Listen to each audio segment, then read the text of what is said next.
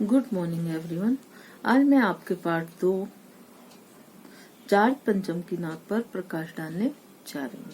ठीक है, मैं इसकी समरी बताऊंगी क्योंकि लेसन तो काफी बड़ा है, आपको स्वयं को पढ़ना है। ठीक है, इसकी समरी मैं आपके सामने बताने जा रही हूँ। प्रस्तुत पाठ जो है व्यंग के रूप में बताया गया है।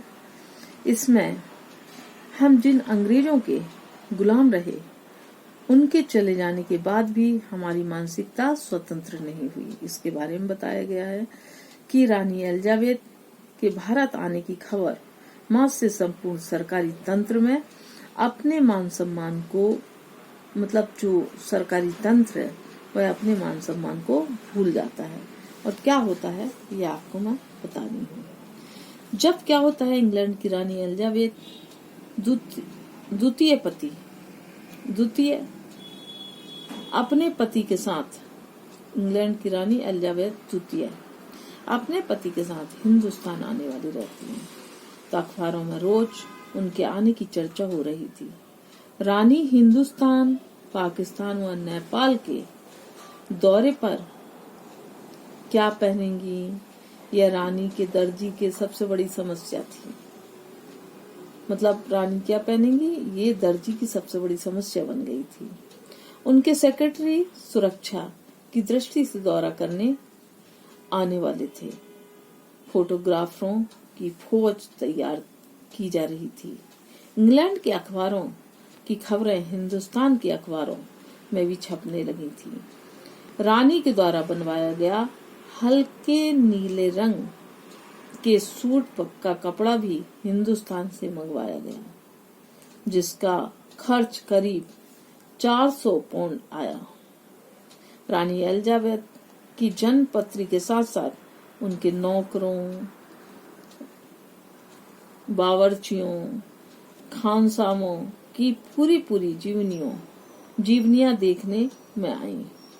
यहाँ तक कि उनके महल में रहने वाले कुत्तों की तस्वीर भी अखबारों में छप गई। इंग्लैंड में बजने वाले संघ की गूंज हिंदुस्तान में सुनाई दे रही थी।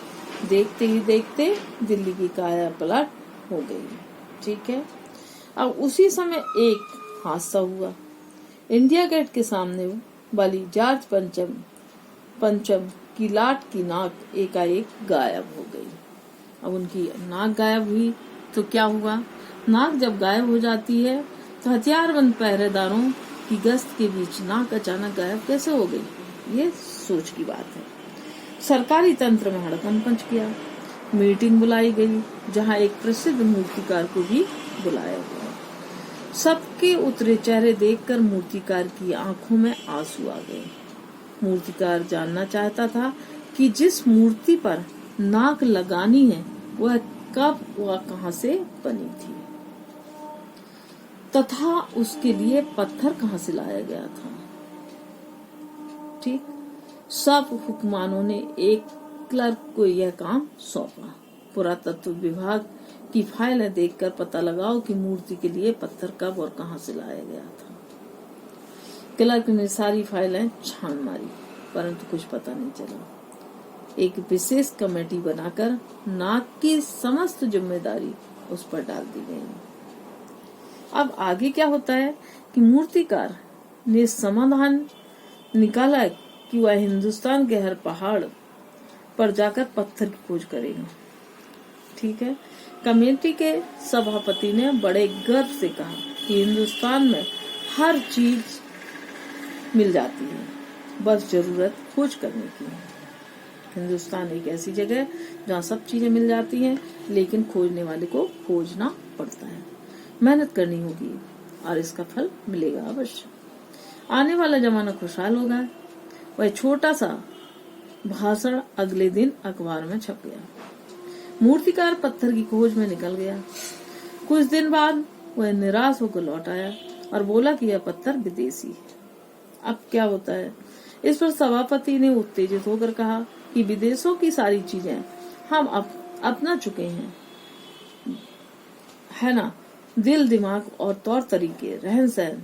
जब हिंदुस्तान में बाल डांस मिल सकता है तो पत्थर क्यों नहीं मिल सकता, पत्थर भी मिल सकता है। अचानक मूर्तिकार ने कहा, एक तरीका है, परंतु यह बात अखबार तक न पहुंचे। इस पर सभापति ने सभी दरवाजे बंद करवा दिए। मूर्तिकार से सुझाव लिया गया, देश में अपने नेताओं की मूर्तियों में से नाक उतार लेते हैं, जो मूर्ति पर ठीक बैठे। ठीक है भाई, ऐसे ही करेंगे।